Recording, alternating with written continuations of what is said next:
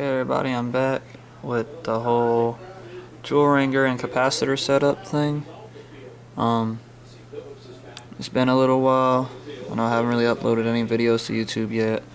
I have a few on my camera that I haven't had a chance to put on yet, but like one of my other videos, my Joule Ringer, the problem I was having with the whole adjustment for the voltage for when it comes from the end voltage, and you can adjust it, the voltage coming out of it.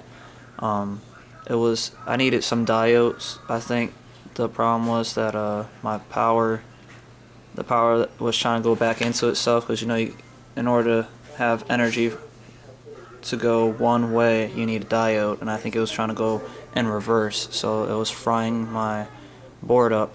So I put some diodes. You can probably be able to see them since this is a clear box that I made. That little diode right there that comes in, that's the end voltage that goes into my voltage regulator.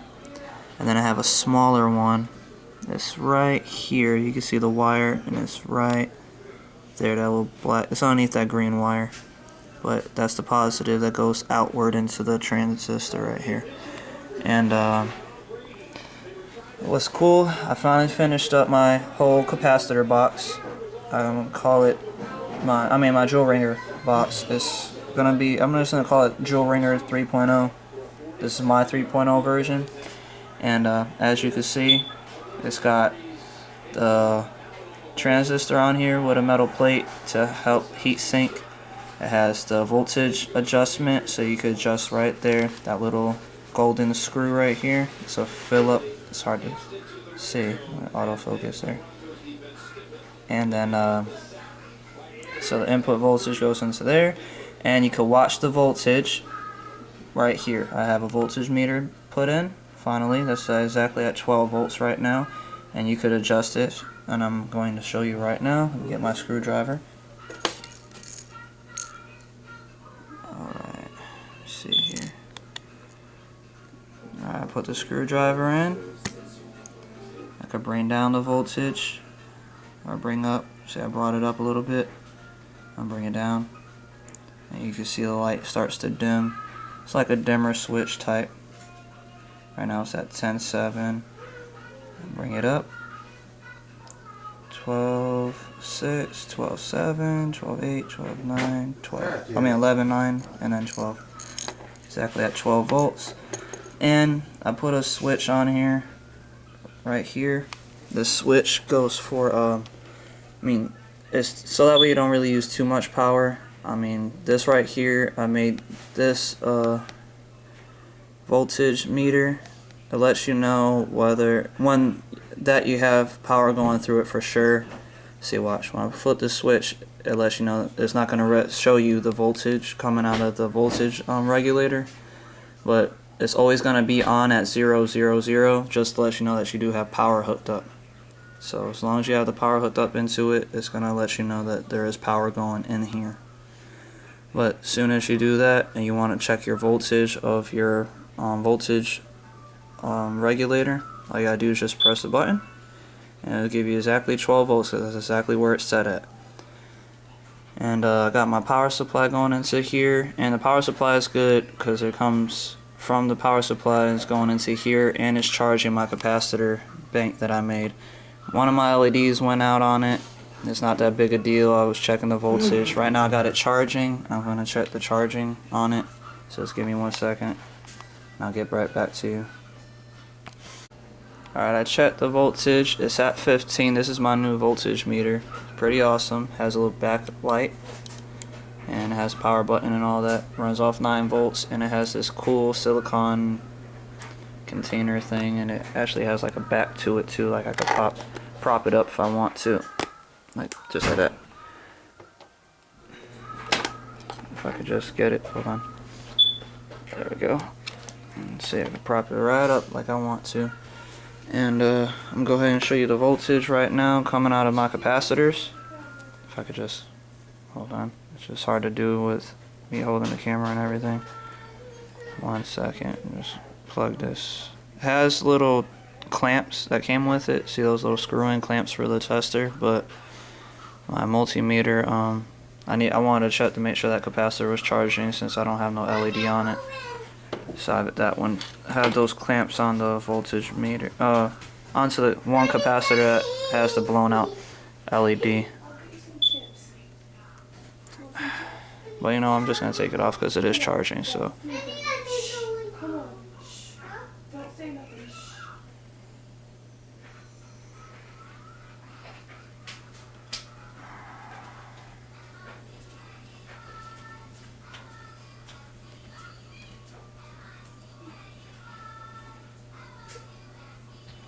Alright, I got that plugged in, see, and touch that right there, and you can see it's at 15.3.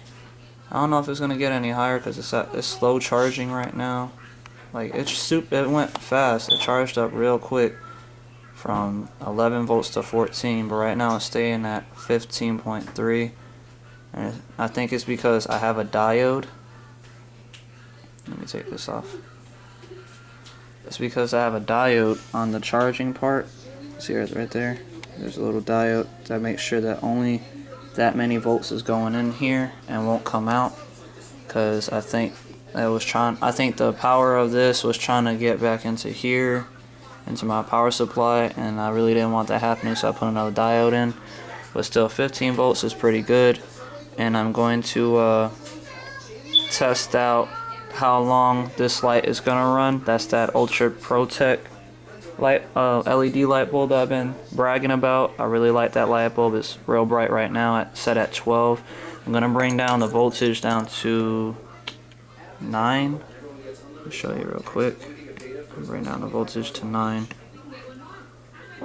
That's 11. You'll start seeing the light bulb get a little dimmer, but still, 9 volts is still pretty bright if you think about it. Matter of fact, I didn't even dim that much at all. I'm already at 9, less than 9.5. You know, the only reason I set them at 9 volts is because, like, if you guys can hook up a 9-volt battery to this and actually have it run exactly at 9 volts.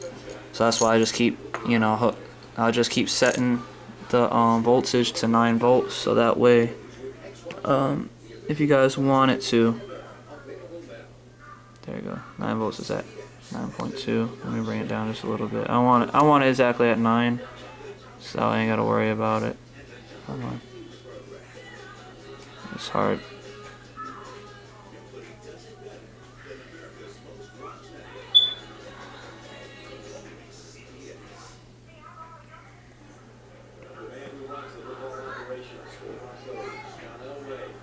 There. Okay. Anyway, I want it set exactly at 9, so that way, like I said, you can use a 9-volt battery, and because you know, obviously you'll go to like a dollar store and buy a 9-volt battery, and voila, there you go. You can have power to a regular house light, lighting up a regular house light from one 9-volt battery. That's pretty awesome.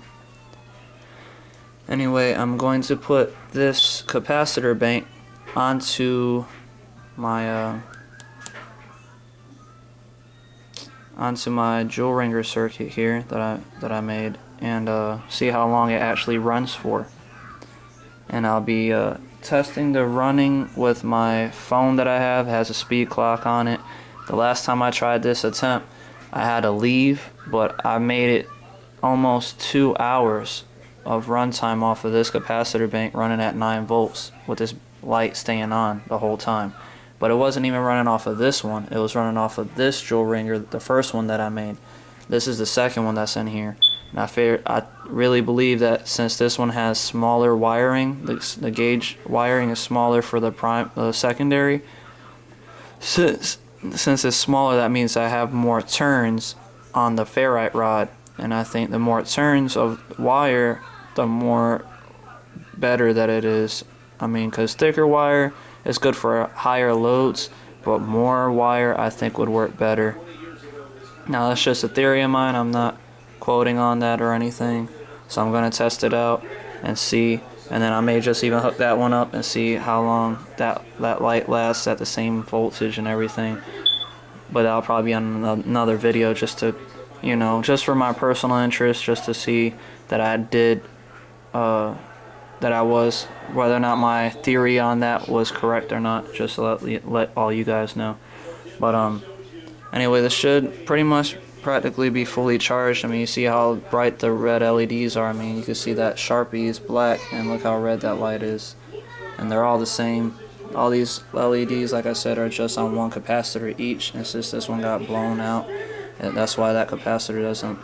It has power. It's just the LED is blown out. So I'm gonna check the voltage. It's at 15.4, 15.4, about like 15.5. But now that I got that, I'm gonna go ahead and hook this up and see how long it runs, and then I'll make a run video. So yeah, just to sum up, finally finished this. I'm just gonna, matter of fact, I'm gonna add this power connecting cables for here, so I don't have to use this type of setup. Obviously, you don't want to clamp wires onto there. I'm just gonna have one like wire that pushes. You could push into like a connecting wire, I guess. It's just easy, like slip on, slip off, so that way you could plug it up whenever you want to. And then I'm probably gonna add a house outlet for these light bulbs, so that way on this side, so that way I don't have to clamp using the clamps and stuff. You see I got the clamps on the light bulbs outlet part. Instead of using clamps, I'm probably just gonna hook up like a house outlet on the side of here, like on the other side, or on this side. So you could just plug up a light, or I may just add it to the top. I'm not sure. So it would be kind of like a big flashlight, like a big flashlight pole or something. Because this is, you could carry it, you can move this. It ain't going nowhere. It's all hot glued in there. It's pretty much just stuck together. So you ain't got to worry about nothing falling apart or anything like that. So yeah, finally made it. Hope you guys like it. I'm gonna do a run video in a second using my phone, and then that'll pretty much sum up for this. I finished. So hope you guys enjoy the videos, and I'm gonna start showing you how to save money with this whole system and everything that I got going on here. And I'm gonna show you how what I did to take it a step further. See, Laser Saber, the guy that made the Joule Ringer circuit that I copied, he did a whole bunch of things with it, but I have my own type of ideas that I'm going to be testing and seeing about this whole Joule Ringer and what I could get it to do, because this right here is just basically trying to save energy. I mean, if you could run, like I said, a house light off of 9-volt power, I mean, you're saving, I don't know how much money. I mean, I don't even know what the wattage right now is coming out of this, but I know it has to be good, because I mean, regular house power is between 110 and 120 volts. And if you're using 9 volts, you can't be using too many watts or too many amps, obviously, because then the Joule Ringer itself would get hot and overheat. I mean, the transistor would overheat, and a whole bunch of crazy stuff could happen. But we're using less power and gaining what brightness, I guess. Like, we're using less power for something that takes more power. So either right there, you're saving money. But anyway, like I said, I appreciate everybody watching. Comment, subscribe, let me know what you guys think. If you have any ideas or topics or questions, just let me know, and I'll get to you as soon as I read them. And have a nice day, and appreciate you guys.